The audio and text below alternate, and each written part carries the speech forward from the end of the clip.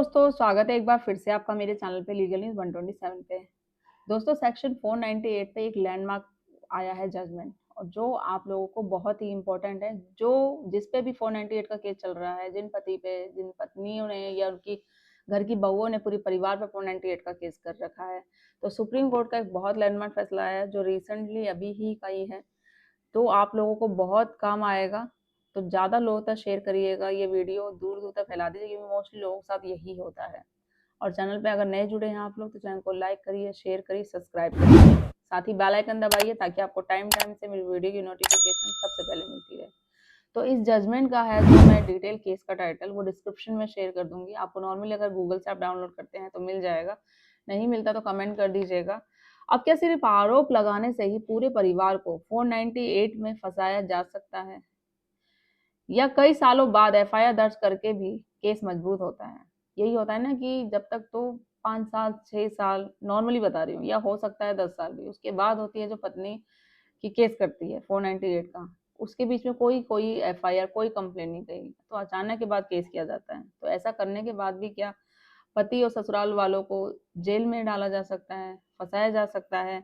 ये supreme court ने 2025 में एक ऐसा ही फैसला दिया है, जिसने 498 केस को लेकर बहुत बड़ी क्लैरिटी क्लियर करी है कि अगर देखो, कोई भी अगर आपका दोस्त, फैमिली, रिलेटिव सेम ऐसी सिचुएशन में गुजर रहा है, तो इस तरह से फंसा हुआ है सेम, तो ये वीडियो वहां तक जरूर शेयर करिए। हो सकता है उनको इस वीडियो से भी राहत मिल सके, जिससे आपको मिलती है।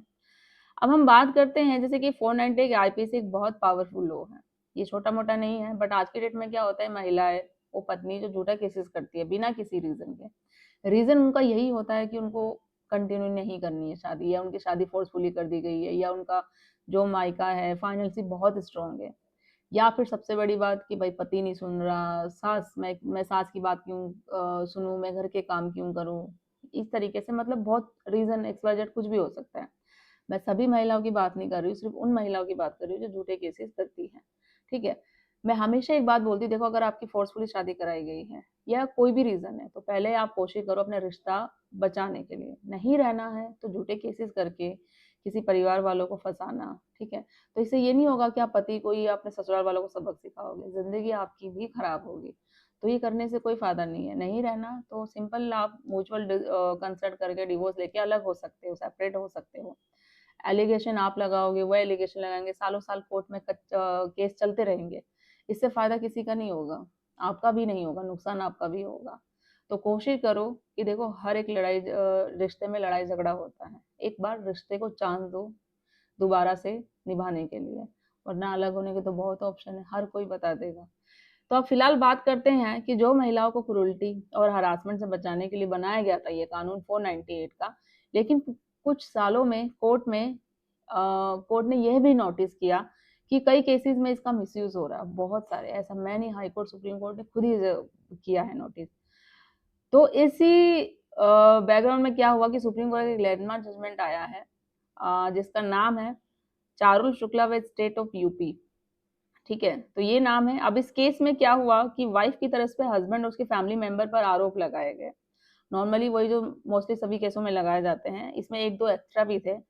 लेकिन जब मैटर सुप्रीम कोर्ट पहुंचा तो कोर्ट ने क्या देखा कि एलिगेशन वैग्यू थे, मतलब जिनका कोई मतलब नहीं था। कि 490 एक ऐसा गंभीर आरोप होता है जिसमें सीरियस इंजरी हो, अब बहुत ज्यादा सीरियस, बट आज की डेट में क्या होता है, छोटी मोटी चीजों को लेकर 498 लगा दिया जाता है। अब इसमें स्पेसिफाइड डिटेल कोई नहीं थी, और एविडेंस भी स्ट्रॉन्ग बिल्कुल नहीं था। केस तो लगा दिया गया, कोई स्ट्रॉन्ग, कोई स्पेसिफाइड डेट, किसने तुम्हारे साथ मारपीट की है, कौन था, कब, कहाँ, कुछ भी नहीं डिटेल मिस थी। तो यहीं से कोर्ट ने इस पूरे इशू को डीपली एनालाइज किया।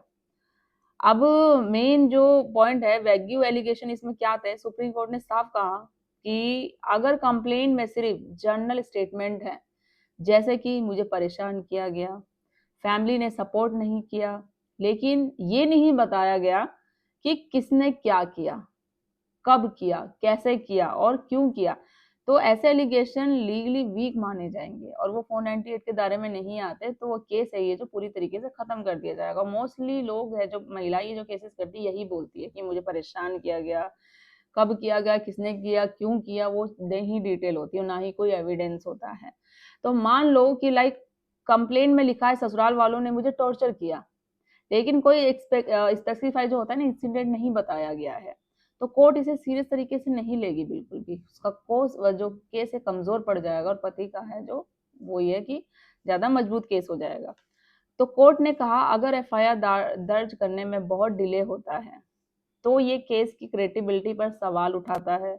डिले का मतलब ये नहीं है कि केस फॉल्स है, लेकिन अगर डिले का प्रॉपर एग्जामिनेशन नहीं है, एक्सप्लेनेशन वो पूरी तरीके से नहीं बता पा रही है, तो कोर्ट इसे डाउट के रूप में भी देख सकता है। ये या सिर्फ इसे फंसाने के लिए पति को या बदला लेने की भावना में ये केस किया गया है, जो आज की मोस्टली डेटों में यही होता है। तो अगर घटना 2022 की है और एफआईआर मान लो 2025 में हुई है, तो कोर्ट पूछेगा इतने समय तक आप क्यों चुप थे, आपने अब तक कोई कंप्लेंट कोई एफआईआर क्यों नहीं दर्ज करी। तो यही चीजें हैं। तो मान लो अब है एंटायर फैमिली को एक्सक्यूज करना। सुप्रीम कोर्ट ने एक बहुत इंपॉर्टेंट ऑब्जर्वेशन यह भी दी कि 498 केस में अक्सर पूरे परिवार को आरोपी बना दिया जाता है, लेकिन कोर्ट ने यह भी कहा कि हर एक्यूज का एक स्पेसिफाइड रोल होना चाहिए, मतलब किसने क्या किया, उसकी इन्वॉल्वमेंट क्या थी उसमें, बिना इसके पूरे परिवार को फंसाना गलत है। पॉइंट नंबर 4 है सीरियस एलिगेशन क्या होता है, जो स्ट्रॉन्ग एविडेंस के साथ होने चाहिए। अगर आप एलिगेशन लगा रहे हो, ये केस कर रहे हो, तो अगर आरोप बहुत सीरियस है, जैसे कि मिसकैरेज का, फिजिकल असोल्ट, मोलेस्टेशन, तो उनके लिए स्ट्रॉन्ग और क्रेडिबिलिटी एविडेंस होना जरूरी है। अब इस केस में क्या हुआ, जो पत्नी ने आरोप लगाया था यही लगाया था कि मेरे साथ हुआ, और वो बहुत सालों के बाद केस लगाया। साथ ही ये बोला गया कि परिवार ने मेरा मिसकैरेज भी करवा दिया। अब मिसकैरेज करा दिया, उसके पास कोई भी मेडिकल प्रूफ नहीं था, कुछ भी नहीं था, और साथ साथ ये भी बताया गया कि मेरे फादर इन लॉ ने मेरे साथ मोलेस्टेशन किया। तो मोलेस्टेशन कब हुआ, कैसे, कौन सी तारीख, कुछ भी डेट, कोई भी प्रूफ नहीं था उसके पास। तो ये भी सही है। तो कोर्ट ने साफ किया किसी भी चीज का इसके पास कोई प्रूफ नहीं है। तो सुप्रीम कोर्ट ने साफ शब्दों में क्या, क्रिमिनल लॉ को मैट्रिमोनियल डिस्प्यूट में वेपन की तरह लोग यूज कर रहे हैं आज की डेट में, तो जो कि यूज नहीं किया जाना चाहिए। यानी पर्सनल डिस्प्यूट को क्रिमिनल केस बनाकर प्रेशर डालना बिल्कुल गलत है। अगर कोर्ट को लगे कि केस मिसयूज है या एलिगेशन वीक है, तो हाई कोर्ट और सुप्रीम कोर्ट ऐसे केसेस को क्वैश कर सकते हैं, यानी केस को पूरी तरीके से खत्म कर सकते हैं, जो कि इस जजमेंट में भी हुआ। तो इस जजमेंट के बाद ग्राउंड रियलिटी क्या होगी कि लाइक बिना प्रूव केस टिकना मुश्किल है, पूरे परिवार को फंसाना आसान नहीं होता है, डिले एक्सप्लेनेशन करना जरूरी होगा, फॉल्स केसेस पर कोर्ट सख्त रहेगा। तो पत्नी का अगर पत्नी प्रूव नहीं दे पाएगी जो एलिगेशन लगा रही है, तो केस पूरी तरीके से खत्म हो जाएंगे। तो हमेशा आपको ध्यान क्या रखना है कि हर एक केस अलग होता है, सेम नहीं होता है, और ये जजमेंट हर सिचुएशन में सेम अप्लाई नहीं होगा। अगर आपका सेम केस इससे रिलेटेड है तो इस जजमेंट का आप अपने केस में यूज कर सकते हो। तो इसलिए अगर आप किसी भी केस में इन्वॉल्व है तो क्वालिफाइड लॉयर की, एडवोकेट की एडवाइस बिल्कुल जरूर ले। तो ज़्यादा लोग तो शेयर करिए। इस केस का जो टाइटल है, जो लिंक है, मैं डिस्क्रिप्शन में केस शेयर कर दूंगी, आप डिटेल्स में अच्छे से पढ़ लीजिएगा। और चैनल को लाइक करिए, शेयर करिए, सब्सक्राइब करिए। जल्दी मिलती हूँ मैं एक ऐसे इन्फॉर्मेटिव वीडियो के साथ, तब तक के लिए थैंक यू।